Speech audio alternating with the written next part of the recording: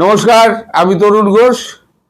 দর্শক, এই দেশে বসে আমি টুকরো টুকরো চিত্র মারফত যে অবস্থা বুঝছি, আপনারা ওই দেশে আপনাদের কি হাল সে তো আরো করুন, সেটা আমি অনুমান করতে পারছি।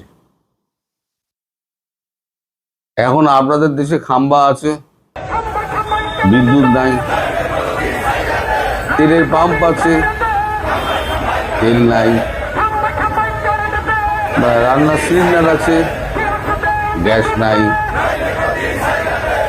তারপরে আপনি রাস্তায় বেরোবেন, পরিবহন নেই, মানে চারদিকে শুধু নেই।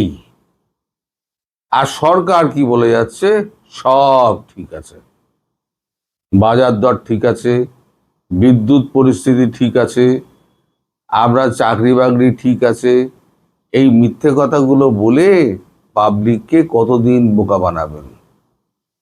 এই যে পাবলিক মারামারি শুরু করেছে, আজকে আমার কাছে একটা ভিডিও এলো, সেটা হচ্ছে বিদ্যুৎ মন্ত্রী তার নিজের এলাকায় ধাওয়া খেয়েছেন। মানে তার গাড়ি ভাঙচুর করে দিয়েছে। তাকে যদি ধরতে পারতো, বিস্তর পেরাতো। মন্ত্রী তো পরের কথা, এই বিদ্যুৎ মন্ত্রী তো বলেছিল না তার ঝুলে পড়েছে, তাই তার জন্য বিদ্যুৎ যেতে পারছে না, যেন বিদ্যুৎ যেন তার বেয়ে বেয়ে যায় মানুষের মতো, ওই জন্য তার ঝুলে গেছে, যেতে পারছে না, মানুষকে বোকা বানাচ্ছে। আচ্ছা, এলএনজির একটা টার্মিনাল যে আমাদের এই ইউনূস সাহেব যে বন্ধ করে দিলেন, টার্মিনালে যে একটা হয়েছিল, সেটা বন্ধ করে দিলেন। সেটা কেন বন্ধ করলেন? এই অবস্থার মধ্যে দিয়ে তারেক রহমান সরকার কি একটা তদন্ত করতে পারতো না? করতেই পারত, যে এরকম একটা গুরুত্বপূর্ণ বিষয় আপনি কি করে বন্ধ করলেন। ইউনূসকে কিন্তু কেউ কেউ কোনো প্রশ্ন করে না। আমার মনে হচ্ছে ইউনূসের কাছে না এদের না কোনো টিকি বাঁধা আছে, কোনো না কোনো টিকি বাঁধা আছে। পরে অবশ্য জানা যাবে, আজকে জানা যাবে না, পরে নিশ্চয়ই আমরা জানতে পারবো। ইউনূস বহু ধুরন্ধর, এবং ইউনূস পারে না এমন কিছু নেই। ওর কাছে এমন কিছু তথ্য আছে যা তারেক রহমান এবং জামাতের কাছে অত্যন্ত গুরুত্বপূর্ণ। সেটা জামাতও অত্যন্ত গুরুত্বের সঙ্গে পকেটে রেখে দিয়েছে, তারেক রহমান এও ইউনূসও পকেটে রেখে দিয়েছে। সময় মতো কার্ডটি ফেলবে।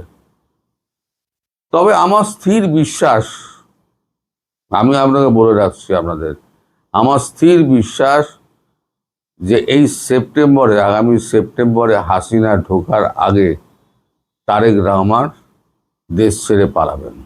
কারণ ওনার হাতে কিছু নেই, উনি জাস্ট পুতুলের মতো বসে আছেন। একটা দপ্তরে 3টে মন্ত্রী, 3টে উপমন্ত্রী, আর তারপরে তো উপদেষ্টা 3টে, সেটা হচ্ছে পররাষ্ট্র মন্ত্রক। বিদ্যুৎও করে দাও, খাদ্যে করে দাও। বলছে নাকি বাজার দর বাড়েনি। এক ভদ্রলোক, তিনি বাজারে গিয়ে তিনি চিৎকার করছেন, আগে এই ছিল, এখন এই হয়েছে, এই ছিল, এই হয়েছে। আর ওনারা বসে টিভিতে বলছেন যে বাজার দর বাড়ে নাই। বাজারে এসে দেখেছেন মানুষের দুর্বিষহ অবস্থা, গৃহিণীরা বিশেষ করে, তারা না শুতে পারছে, না রান্না করতে পারছে। মাঝে মাঝেই উঠে একটু রান্নার গ্যাসটা একটু সিলিন্ডার একবার চেক করে দেখে যে গ্যাস হলো কিনা, বা অন্য ছোটাছুটি করছে। চাকরির জন্য তো তার হাজব্যান্ড দৌড়দৌড়ি করছে, সে চাকরি পায়, তার চাকরি নেই, তার দৌড়দৌড়ি করছেন। তিনি একবার ঘরে আসছেন, একবার চুলা জ্বালছেন, একবার দেখছেন নেই, আবার বেরোচ্ছেন, আবার গ্যাসের সন্ধান করছেন। তিনি বাজার করবেন কখন, পরিবারকে খাওয়াবেন কখন? এর মধ্যে অসুস্থ রোগী যারা আছে তারা ধীরে ধীরে মরণাপন্ন হচ্ছে এই গরমের মধ্যে। আর স্বভাবতই গরমকাল হলে হয় কি, একটা ভ্যাপসামি গরম হয়, তখন যদি পাখাও না চলে তাহলে অসুস্থ রোগী, তার অসুস্থতা তো আরো বেড়ে যাবে। কিন্তু এদের কোনো হুঁশ নেই, এরা সমানে মিথ্যে কথা বলে যাচ্ছে। আমি ভিডিওগুলো পরপর দেখাচ্ছি, আপনারা ভিডিওগুলো দেখুন। ভিডিওগুলো দেখলে আপনারা কিছুটা আঁচ করতে পারবেন যে এরা কোন অবস্থায় বাংলাদেশকে নিয়ে গিয়ে ছেড়ে দিয়েছে। আমি পরপর যেগুলো দেখানো সম্ভব আমি পরপর আমি দেখিয়ে যাচ্ছি, আপনারা একটুখানি লক্ষ্য করুন।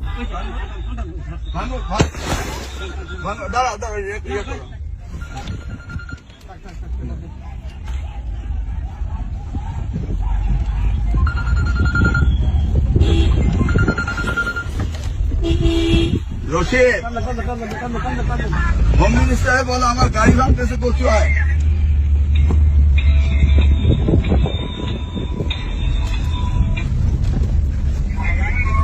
হ্যাঁ রশিদ, আমার গাড়ি ভাঙতেছে কচুয়ায়।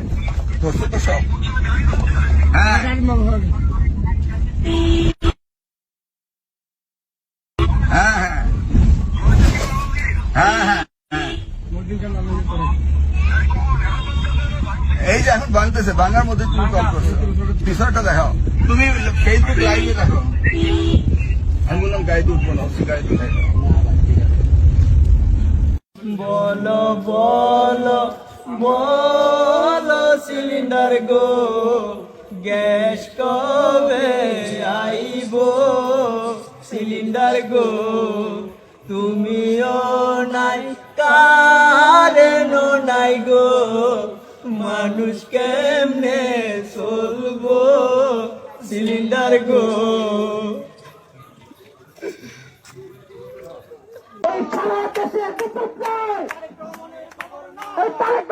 খবর নাই, এই সারা দেশে বিদ্যুৎ নাই। দর্শক, আমি বহুদিন আগে বলেছিলাম, বহুদিন আগে, যে এরা একদিন নেতাদের ধরে পেটাবে। মানুষের ধৈর্য সীমা এখন দেয়ালে পিঠ ঠেকে গেছে। তাই তো একে বেকারত্ব, তারপরে সামাজিক পরিস্থিতি, তারপরে তো খুন খারাপি এ তো চলছে। লোকের হাতে কাজ নেই তো কি করবে? সে ডাকাতি করছে, চুরি করছে। তারপরে তো মাদক সেবন বেড়ে গেছে। রংপুরে 4 জনকে খুন করে দিল, হিন্দু পরিবারের 4 জনকে। আমি বলি না যে যারা দুষ্কৃতী তাদের কাছে ধর্ম বলে কোনো ব্যাপার নেই।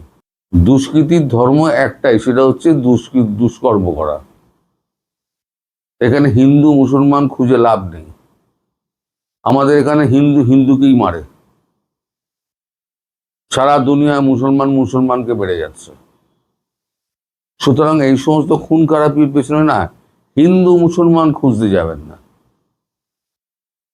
এগুলো হচ্ছে মানে উস্কে দেওয়া, একটা বিতর্ককে, একটা ধর্মকে উস্কে দেওয়া। যে দুষ্কৃতকারী তার কাছে হিন্দু মুসলমান সব সমান। আমার এই খারাপ লাগে ওই রংপুরের ওই ভদ্রমহিলা তার মেয়ে এবং বাচ্চাটার জন্য, যে সামান্য ইয়াবা খাওয়ার জন্য, আপত্তি করার জন্য তাদেরকে 4 জনকে প্রাণ দিতে হলো। ইয়াবাই এখন দেশ ছেয়ে গেছে। আগে শেখ হাসিনা যেটা উপরে কন্ট্রোল করেছিলেন, ইউনূস এসে ওই 1000 জন না 1200 জনকে ওই দুষ্কৃতকারীকে ছেড়ে দিলেন। ছেড়ে দেওয়ার পর সমাজটা পুরো অস্থির করে দিল। যেমন তোলাবাজি বেড়ে গেল, চাঁদাবাজি বেড়ে গেল, খুন খারাপি বেড়ে গেল, আর সেনাবাহিনী মাঠে নেবে শুধু লাঠি ঘোরাচ্ছে আর এ করছে।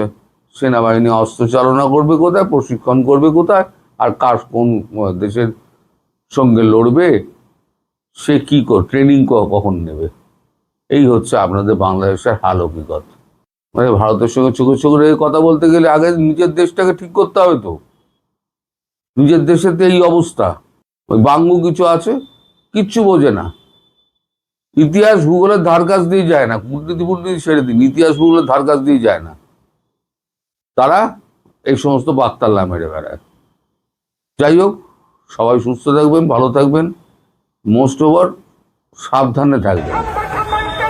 কারণ আর দিনকাল যা পড়েছে, সাবধানে থাকাটা কিন্তু খুব জরুরি। আর শেখ হাসিনা ঢুকলে এইগুলোকে যদি আপনি পাবলিক যদি পায় প্যাঁদাবে, আর শেখ হাসিনা ঢুকলে পরে তো আরো প্যাঁদানি হবে। তাই শেখ হাসিনা ঢোকার আগে তারেক রহমান গ্যাংযুদ্ধ পালাবে, অনেকদিন আগে থেকে আমি বলছি, এটা মিলিয়ে নেবেন আপনারা। নমস্কার।